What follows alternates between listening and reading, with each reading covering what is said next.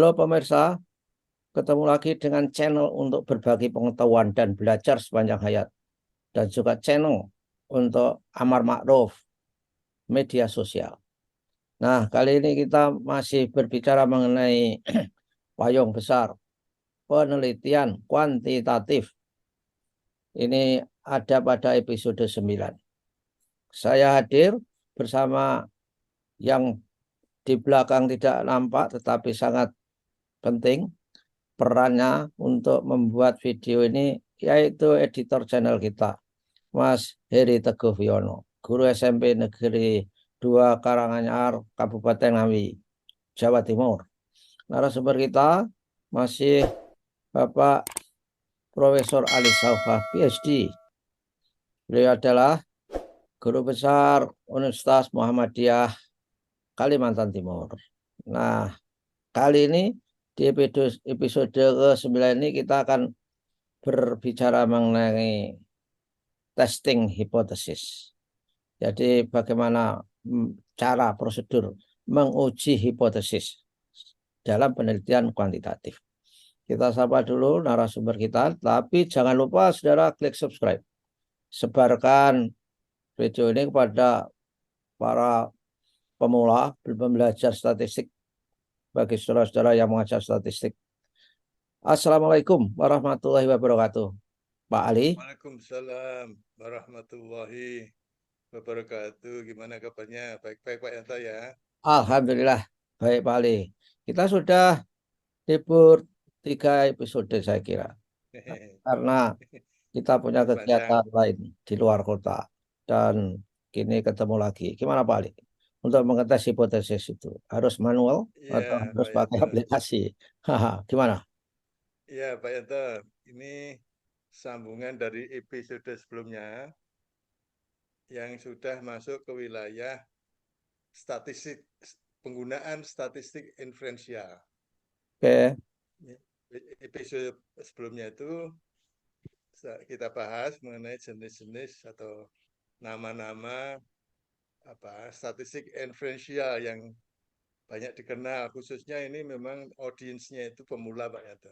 Oke ya. Pemula atau statistik ya statistik dasar begitu ya, statistik dasar. Jadi artinya kalau mau bicara mengenai penelitian kuantitatif yang menggunakan statistik sebagai alat untuk menganalisis data, ini dasar yang harus dikuasai gitu. Ya. Ya, ini gini Pak Yanto. Setiap kali kita bicara mengenai statistik inferensial, maka tidak kita harus menyebut-nyebut menggunakan istilah uji hipotesis, hypothesis testing.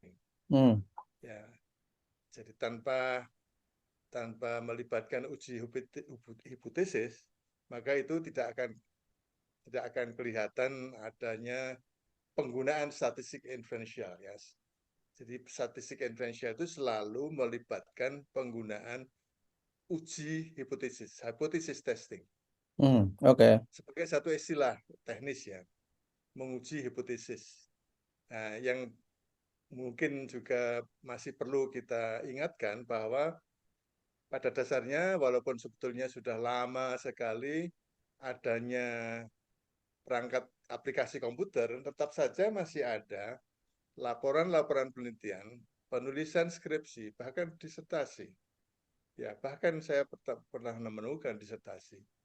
Itu tidak memanfaatkan aplikasi komputer dalam melakukan uji hipotesis. Jadi memang benar Pak Yanto, untuk melakukan uji hipotesis itu bisa menggunakan dua cara. Cara yang pertama menggunakan rumus ya, menghitung rumus secara manual yang kemudian akhirnya simpulannya arahnya sama dengan kalau menggunakan aplikasi komputer. Yang kedua ini aplikasi komputer ini menjadi lebih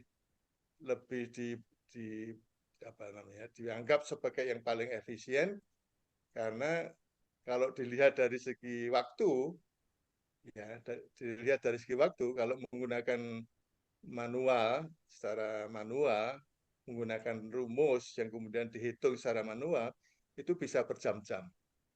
Dan ada kemungkinan keliru dalam menghitung. Tapi kalau menggunakan aplikasi komputer, maka itu dalam waktu beberapa menit, bahkan kadang detik, yang lebih lama itu memasukkan datanya dan ngecek apakah datanya sudah benar. Nah, pertanyaannya Pak Yanto, cara mana yang masih dibenarkan? Apakah dua Ya, cara ini masih dibenarkan? ya. Nah, itu Pak Yanto. Jadi saya ingin apa? Ini perlu dibahas karena pada dasarnya ya sekarang ini sudah harus dilihat sebetulnya yang diperlukan itu apa. Apakah statistik inferensial yang kita gunakan itu dalam rangka belajar Hmm. atau dalam rangka memang melaporkan hasil penelitian dalam bentuk apakah itu skripsi, tesis, disertasi, atau bahkan dalam bentuk naskah publikasi yang terbit di jurnal. Begitu Pak Yanto? Ya, ya, ya, ya. Dan saya sepakat kalau dua-duanya dilakukan itu misalnya manual dalam kerangka untuk memahami dari apa konsep mengenai hipotesis testing melalui rumus-rumus itu, rumus statistiknya maksud saya. Tetapi Pak Ali, saya itu kadang-kadang heran, orang itu mesti kan harus istiqomah. Kalau memang menggunakan aplikasi komputer misalkan SPSS atau apa itu, hipotesis testingnya untuk menyatakan signifikansinya itu masih saja menggunakan tabel misalnya, tabel R, tabel F, tabel T.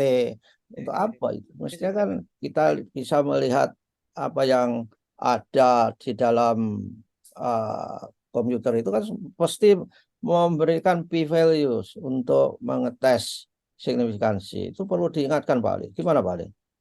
Ya, Pak Yanto. Jadi memang pada dasarnya kalau dilihat kemanfaatannya itu penggunaan rumus ya menghitung dengan menggunakan rumus secara manual itu memang ada manfaatnya, tetapi manfaatnya lebih banyak pada proses pembelajaran. Ya, proses pembelajaran. Jadi pada waktu mahasiswa belajar menganalisis data, saya kira itu tidak ada masalah. Tapi kalau saya iseng-iseng mengatakan itu once in your lifetime gitu aja. Ya, Sekali saja seumur hidup pernah menggunakan rumus untuk menghitung statistik untuk memperoleh hasil dari uji hipotesis. Karena itu kelemahannya jelas. Kelemahannya itu apakah menjamin ada ketepatan dalam menghitung.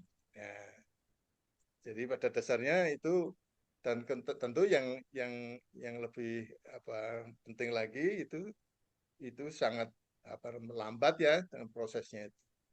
Dan juga kalau itu kemudian digunakan untuk menulis laporan hasil penelitian, itu audiensnya, pembacanya udah enggak mengikuti lagi. hmm, Ya, jadi gini Pak Yanto. Jadi kalau bedanya itu jelas Pak Yanto. Jadi kalau kalau kemudian masih saja menggunakan apa rumus untuk dihitung secara manual, maka hasilnya itu masih perlu dipahamkan mengenai hasil yang nilai ya, nilai angka yang dihasilkan dari rumus, kemudian dibandingkan dengan nilai atau angka yang ada dalam tabel. Jadi masih dari segi kosakata memperkenalkan adanya hitung, nilai hitung dengan nilai tabel. Dan setelah itu dilihat apakah bandingannya itu bisa dilihat untuk menghasilkan apa signifikansi atau tidak. Jadi kalau itu kompleks sekali, tapi sekali lagi kalau itu dalam rangka pembelajaran itu saya kira perlu di apa ya dialami. Kalau saya mengatakan tadi ya sekali seumur hidup tidak apa-apa.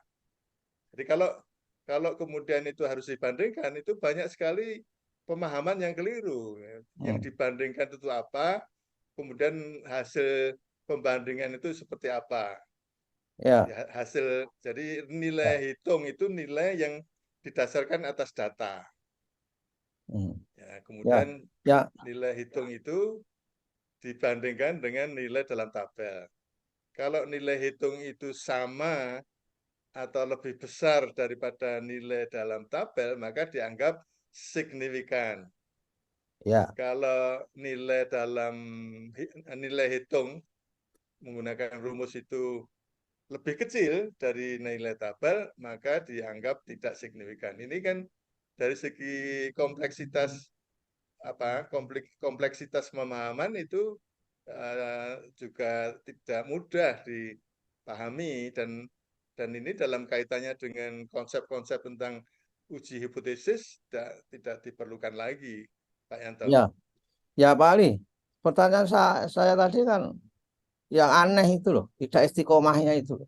Oh sudah pakai aplikasi, kok masih ngetesnya itu pakai tabel, nilai tabel itu kan tidak tidak apa, tidak lucu. Saya selalu mengatakan kepada mahasiswa saya itu nggak usah seperti ini, karena untuk tes signifikansi kan komputer juga memberikan apa derajat apa kebebasan dan juga signifikansi, probabilitasnya, p-values-nya, sehingga nggak perlu. Itu kan ibaratnya kita itu bepergian, sudah menggunakan Google Map, masih tanya banyak orang ini arahnya kemana, belok mana, itu kan waste Ya, itu ya saya betul. kira, kurang kerjaan Ya seperti betul itu. Pak Yanto.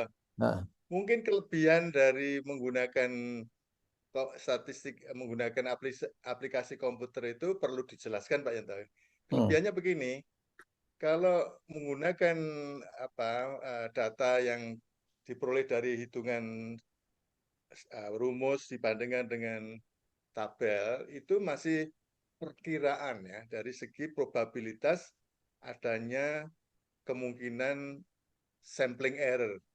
Sedangkan kalau menggunakan komputer itu exact probability. hmm. Jadi exact probability itu ya sudah, angkanya ya seperti itu yang dihitung oleh komputer. Jadi kita hanya menjaga yang mau kita toleransi itu berapa persen. Jadi dalam angka yang tertulis dalam tabel hasil komputer itu akan bisa 0,00000.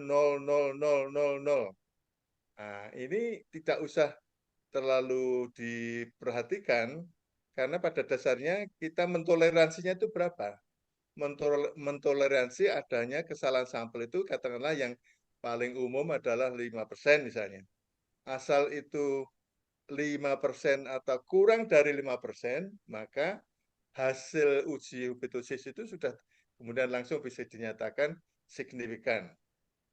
Nah, sehingga Ya, kemudian ya, ketepatan nilai probabilitas itu yang menjadikan apa keandalan dari menggunakan statistik menggunakan komputer.